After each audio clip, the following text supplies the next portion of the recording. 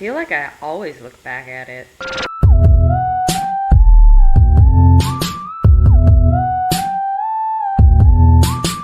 I feel compelled to share something before reading today's newsletter, and it's sort of a prelude to the contents of today's newsletter, but it's kind of one of the most profound, important things I've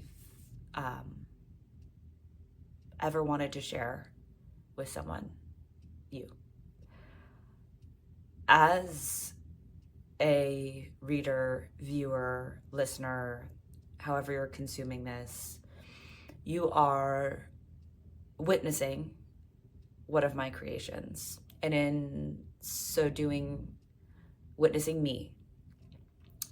And the act of witnessing is an art. The act of witnessing, the art of witnessing.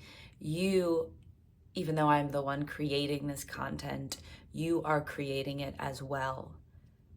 You observing it changes it, shapes it, actually brings it into existence and gives it the breath of life. So you are a creator, not just of the art that I'm creating, but also of me. I discover myself through this process of being witnessed, and perhaps it's not the only way of discovering myself, but it is one way. And it is the way that I explore today in this newsletter. So I just want to say thank you. And I want to remind you that you are a creator. You can create and shape the existence of those around you. You can create and shape your own existence. You can make reality, bend it in a way as light would bend as it enters your eyes, to be something worth living, something to be excited for, something beautiful. This newsletter, hold on, I can't read it. It's called The Key to Happiness: Etymology, the Luck of the Irish, Quantum Physics, Art, and You. Here's a little timely etymology from Marian Emster to kick things off. The word happy comes from the Middle English hap, meaning chance or fortune. Think of happenstance or perhaps.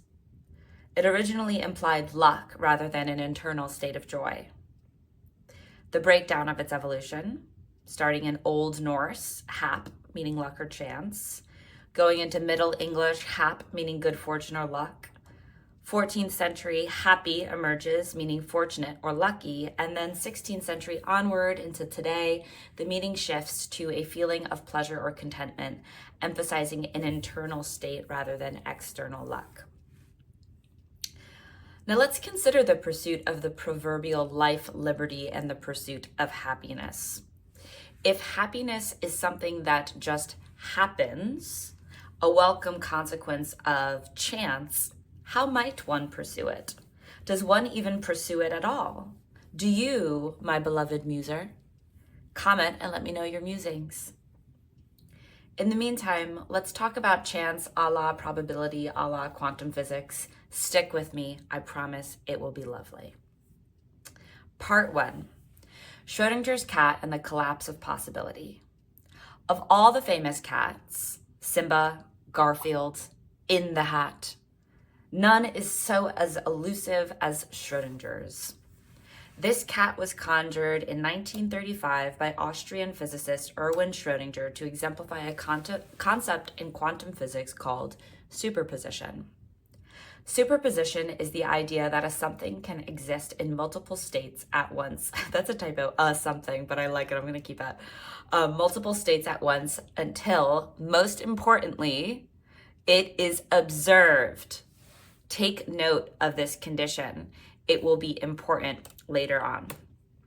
In physics, these somethings are usually quanta, the smallest particles we could break matter down into at the time of dear old Erwin. But in this experiment, the something is a cat.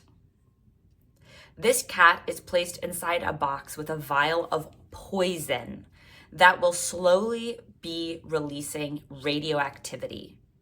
According to quantum mechanics, until someone opens the box, the cat exists in both states simultaneously, alive and dead.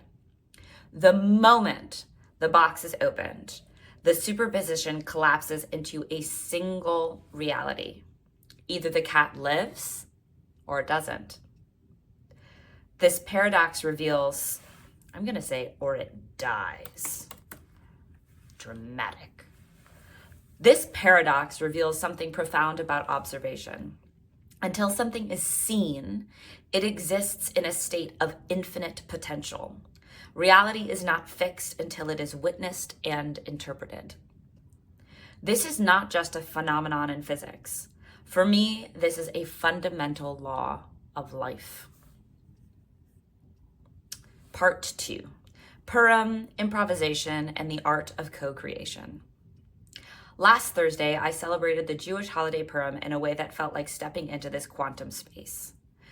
Purim is a holiday of reversal and transformation, of masks and revelations, of structured chaos. To honor this universal inevitability, the Temple of the Stranger put on an epic event at the House of Yes that led the audience on a journey through self-discovery and ultimately self-celebration. As the MC of the night and the driver of the narrative, as a sexy, silly cat, Queen Esther, I really, really, really wanted to make sure I had my lines and cues down pat, or should I say, pet. I recited them over and over, walking, driving, showering, getting groceries before sleep. I got into character watching cat videos and eating kibble, JK, though I did snack on beef like it was catnip. And then, at a certain point, my brain stopped. I wanted to practice more, but my brain just wouldn't. It wouldn't drill it one more time. It wouldn't watch another video. It wouldn't even listen to the song I'd be dancing to on stage. I'm gonna add that on stage to clarify. For the 2 days leading up to the event, my mind just went blank. This blankness is familiar. For every creative endeavor I do, whether it be a performance or e-muse episode or newsletter, there comes a point when my brain switches off and puts the endeavor out of my mind. I now recognize that it is at this point when the real preparation begins. This blankness is a surrender into the divine quantum destiny. What will emerge in the presence of the observer, of you? Will I still be alive? Will I be dead? Will I learn once again that binaries aren't the essence of reality if we dig deep enough? Who knows? But sure enough, the moment the audience entered the room, everything shifted. The show became something different because they were there. I became something different. Each laugh, each response, each unexpected interruption pulled the performance down a different possible path until we arrived at the end and the show had become real. Not the version I and my fellow creators had planned, but the one we and the audience had created together. It is an honor, a privilege, and a divine calling for me to be able to ride these parallel paths and co-create with you, audience, reader, listener. This is my path to happiness. You as a witness makes me feel my existence. I am your Schrodinger's cat. Part 3, the radio show and how it forms in real time. A similar thing happened the next day with my Luck of the Pirish radio show. Next day with my e-muse. When I started planning it, it was just an idea in my head, a superposition of possibilities. I wanted to do something with pie because it was Pi Day, 3/14, and about luck because of St. Patty's. I decided to do a superposition, both and style, songs about pie with an E, interspersed with stories from my listeners about the luckiest thing that has ever happened to them. The thing is, I had never done a call-in show before, so I was leaving my fate up to my listeners.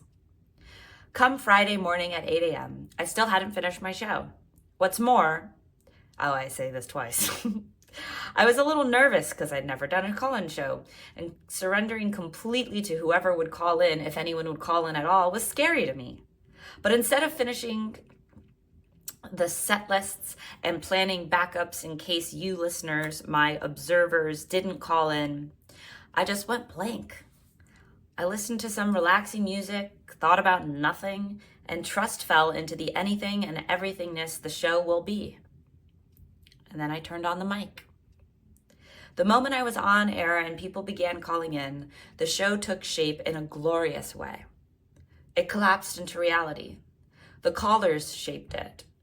The music shaped it. The energy of the night before shaped it.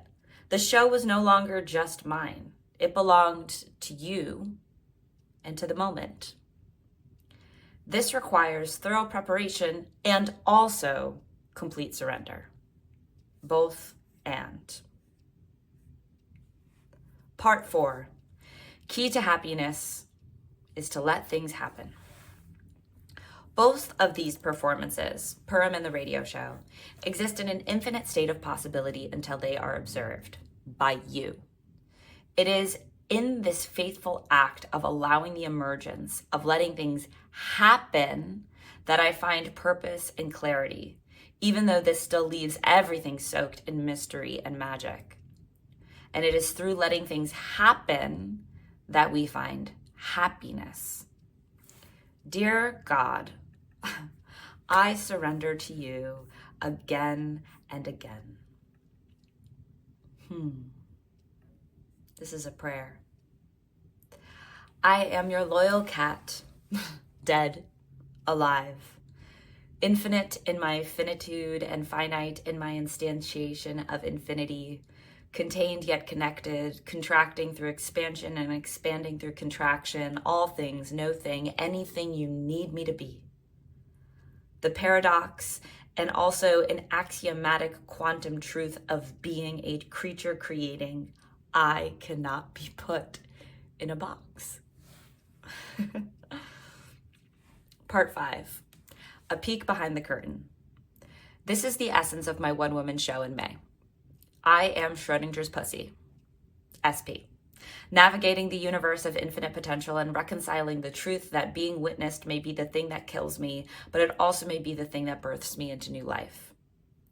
Next week, I will teach you one of the most important lessons I've learned about falling in love.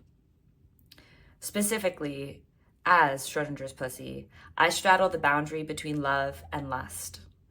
I will share with you a poem that explores this superposition and the background of how it came to exist through infinite quantum states into a fully collapsed reality.